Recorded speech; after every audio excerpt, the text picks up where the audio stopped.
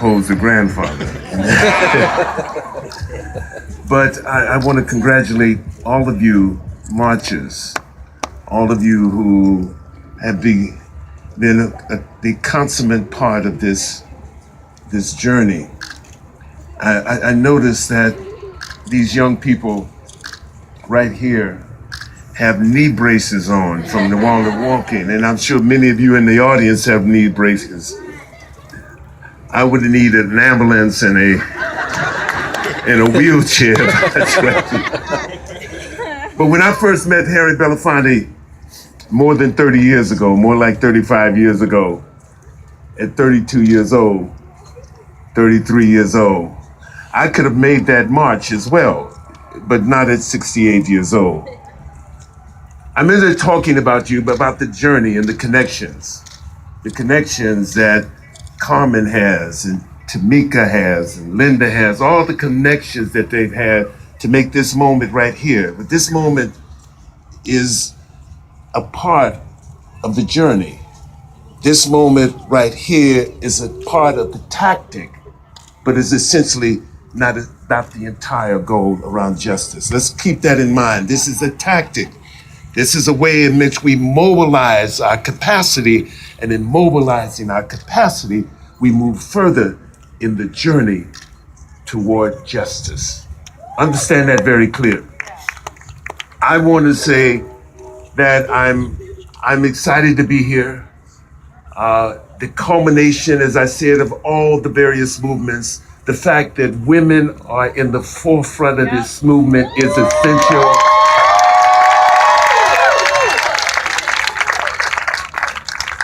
Someone once said that women are life and men are the servants to life. I would not disagree with you. Coming from a very strong, absolutely feminist, my mother. So I would not disagree with all of that. So it is important that women and their imagination and their sense of space, place, time, history, which has been left out of the narrative that we live in. It's been completely erased from the narrative. It's important that women, they are the ones who are leading the fight wherever we're talking about injustice. When we're talking about injustice, when we talk about injustice to the planet, women are leading the fight against against global warming and climate change. Women are right there at the center of that because they are the community builders. The new communities that we must imagine come out of you. Paul Robeson said, every generation makes its own history. You making this history right now, in your name, in your time, in your city. And we'll be judged by this. All of us who are the elders, whether we're grandfathers or whether we're uncles, whatever, call on you. Call on you because we know that your creative imagination makes possible the journey, makes possible the victory that we must achieve. Not only for us, you, this future generation, for those generations that are here to come as well. We are here to not only fight for justice, we are here to save humanity. Remember that, it has to be bigger. All this has to be larger than you. All this has to be larger than the moment. This is March, it's a moment, but it has to be larger than that. We're demanding that. We're demanding a new narrative. We're demanding a new story, our story. We're demanding a new community of love, compassion. We're demanding a community of justice. That's what we're doing. All in that, center that. Center that. Center ourselves in that. Complete ourselves in that. Make that part of our journey, and we will win. We will win.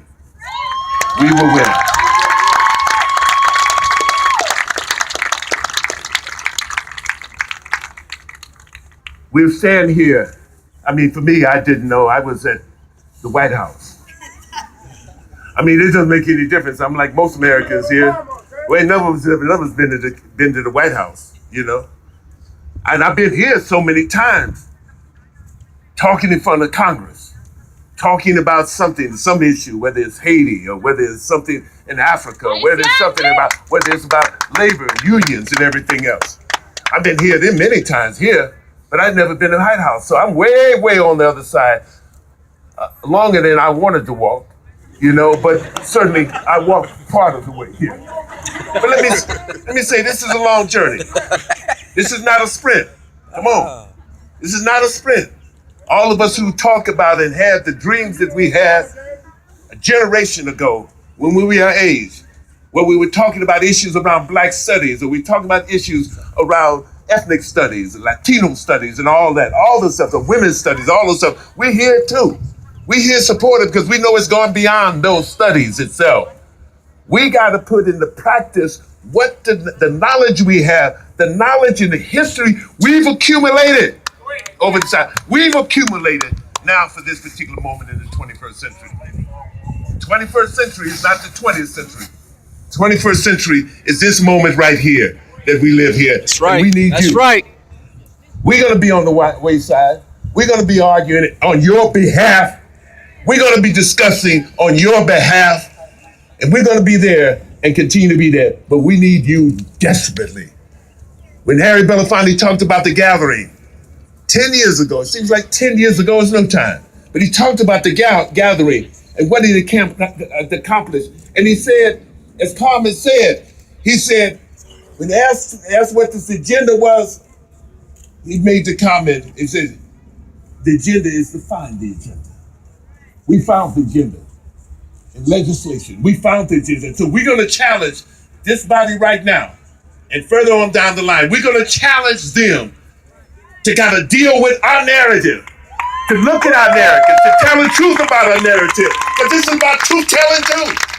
This series is about truth telling. Let's tell the truth about what's happening here. Let's tell the truth what's happening here. Let's tell the truth about men and women who've been disposable and just thrown off, whether they're killed, whether they were lynched at another time, whether they were imprisoned at another time. It's about the truth telling here. Because once we find the truth telling, we look down and we see it's vain. It's vain, it's historical vain, run right through today. So we're talking about 2015, but we're also talking about 1915 and 1815 and all those moments in between. We talk about, understand that. Never forget. Understand that our pain is a historic pain, and we have to deal with that pain. We have to deal with the historic injustice that is happening right here. That's right. And you're just a link in it. We're all just a link in it. My great-grandmother, my grandfather's mother, was born in 1853.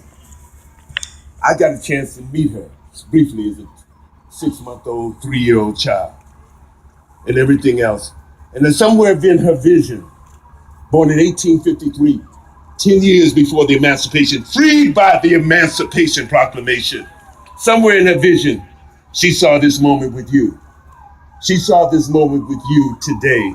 And she knew that as she went further, that you would go further. And that's what we counted it. No peace, no justice. No peace, no justice. Thank you.